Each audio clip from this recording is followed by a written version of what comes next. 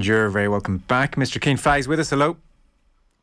Hi, Joe. I'd like to address rumours straight off the top that I'm only allowed on this show now that JP is gone. They're all true. It was a massive rift behind the scenes. I asked every day. He said, absolutely not. Over my dead body. Fahey? No. But here you are now.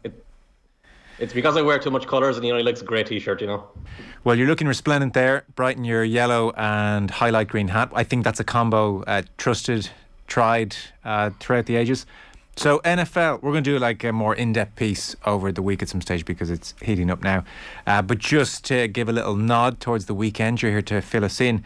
We are at, for the less obsessed, we are at the wildcard weekend just gone, which is, I guess, roughly, don't hold me to it exactly, last 16 territory. After wildcard, we'll have divisional, we'll have conference and Super Bowl. So a Super Bowl on February 13th.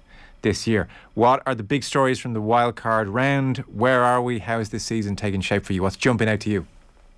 Well, they call it the Super Wildcard Weekend now because they added a team this year and the two teams they added got blown out, so that wasn't a great idea. It's the last 14, one team got a bye in each conference, so we're well on our way. The weekend, the biggest game at the weekend was definitely the Buffalo Bills obliterating the New England Patriots, because the Patriots and the Bills played each other twice in the regular season and both games were pretty close and both games were pretty good. But then the Bills came in and literally scored a touchdown on every single drive. So Bill Belichick's famous defense just couldn't get near Josh Allen, and that was kind of the big issue of the day. So the Bills are now a very highly thought of team in the AFC, and they travel to Kansas City next week. But this is where an NFL can be very, very intricate and very, very interesting, because I don't think the Bills have a huge chance next week, despite being so good against the Patriots last week, because Josh Allen got a lot of time in the pocket. There was no pass rush on him throughout the whole game. And generally what happens with the Bills, when no one gets a pass rush on them, they're able to destroy every team. So they've blown out a lot of teams. But they've also had these awful performances, like a loss against the Jacksonville Jaguars, a loss against the Steelers in week 1, a loss against the Colts where they got blown out, because teams can just get that little bit of pressure on Josh Allen, and that's at the source of the offense. So everything after that kind of falls apart a little bit then. But definitely coming out of last weekend, that was kind of the eye-opening result. And moving into next week, the big game next week will be that Bills-Chiefs game. This does seem very un-Belichick-like to be conceding a try with every drive and to be whacked like this 47-17. So would Patriots fans be particularly worried by this development? Actually, it's the better way for them to lose, because I did a video for Off the Ball last week where I talked about Mac Jones and the mistakes he was going to make, and he's the rookie starting quarterback for the Patriots, and he was the big concern because you thought he was going to go in and have the deer in the headlights look and make all these throw these interceptions, have these fumbles, but Mac Jones is probably their best player. Him and Kendrick Bourne connected really well and played quite well, so him playing well means you've got the foundation there to build around. And the problem for the Patriots is they had no pass rush, and they had no pass rush last year either. They went out and they spent $45 million, I think, on Matt Judon as a pass rusher on the edge, and he was never a great pass rusher. He's a guy they put in and they have to complement him with a high quality pass rusher next year. So I do think there's a fairly easy solution there, because once you build that pass rush, once you get one or two guys who are specialist pass rushers, the coverage on the back end has to cover for 2.5 seconds rather than 3.5 seconds or 4 seconds, which in American football is a huge difference, because that's the amount of time it takes a wide receiver to run his route and get open. It's a difference between a cornerback being there when the ball arrives and the wide receiver just being on his own completely, which is what happened all the time Saturday night. The San Francisco 49ers 23, Dallas Cowboys 17. This was very much won at the death, and there's a degree of controversy here as well, Cian.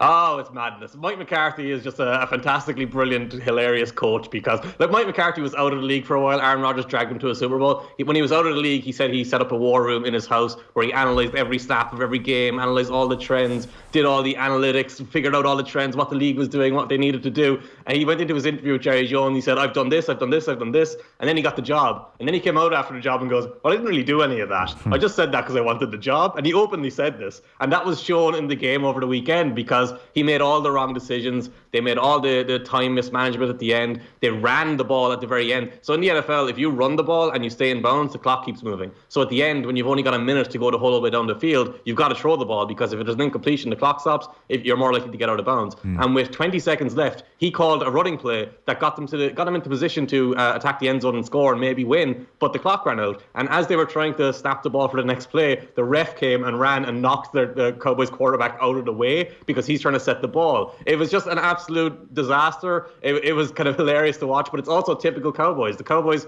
market themselves as America's team, and what that really means is everyone hates them. We're talking about Man City, and no one hates Man City. If the Premiership had a team like the Cowboys, we'd always have someone to hate, and it would always be great for us. This sounds like a sackable offence on the coach's part, no?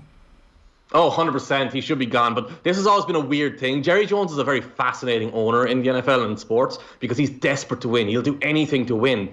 But he always hires coaches and keeps them there forever. He wants the subservient coach. So he had Jason Garrett there for 10 years, and Jason Garrett did all of these mistakes that Mike McCarthy does, and he was scared to even try things. So like if he was doing something he did 10 times in a row and it didn't work 10 times, he'd come back and go, it'll work the 11th time, even though the opposition knows what we're going to do, and even though what we're doing minimizes our opportunities. And now with Mike McCarthy, it's the same thing. And he hired him 2 years ago. He has a 18-16 record, I think. So it's a bad record for the talent that they have. And he was completely outcoached by Kyle Shanahan. So all the logical reasons are, sack him, move on, get someone else. But the Cowboys just won't do it. They're very conservative. They're based in Texas. It's a type of attitude and mindset they have there.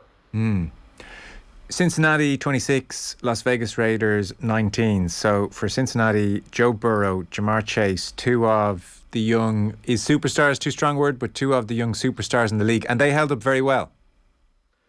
So Burrow's a really, really good quarterback and a really promising quarterback. He's in his second year, devastating injury in his rookie year, destroyed every ligament in his knee, come back, has had a really, really strong season. But the superstar here is Jamar Chase. Jamar Chase is that guy where if you ever pick up a sport you don't even understand, you know nothing about, and you watch him, you go, oh my God, what? This guy is just standing out. What he's doing is phenomenal. He's like a 6'4", 6'5" receiver. He moves like a guy who's 5'11". He's all the technical precision of a 10-year veteran. He makes spectacular plays. He makes the easy plays that turns them into spectacular plays. He's just absolute money to watch, and he was incredible in his first playoff game. And he's the type of player now who is going to be a once in a generation type of talent. So it's like if when I talk to Americans, because I've known Americans over the years, and if they go to Europe and they say, oh, what should I do? What should I do? And if you had a chance to watch Lionel Messi play, do that. I don't care if you don't care about soccer. You'll be able to see how good he is. If you're in Cincinnati, you're in America, Jamar Chase falls into that category. He must see television. Okay, great. Well, that's worth keeping an eye out for. And last one, big picture. Who is your current favourite to win the Super Bowl? How open is it? How strong a favourite is your current favourite? It's wide open to me. So the Tennessee Titans were the 1 seed in the AFC, and I feel like they could very easily lose next week to the Bengals. The Chiefs and the Bills I talked about, I think the Chiefs should win that, but it's not a guarantee. In the NFC, like, you've got to talk about the Buccaneers and Brady, but the Buccaneers are destroyed with injuries, and Antonio Brown's whole thing, he's gone. They're missing Chris Godwin. They're relying on guys who made a lot of mistakes last week. They've destroyed the Philadelphia Eagles because the Philadelphia Eagles didn't really belong in the playoffs. So then you've got the Green Bay Packers coming in as the 1 seed with Aaron Rodgers. That's probably your high quality team, the one you can really get excited about.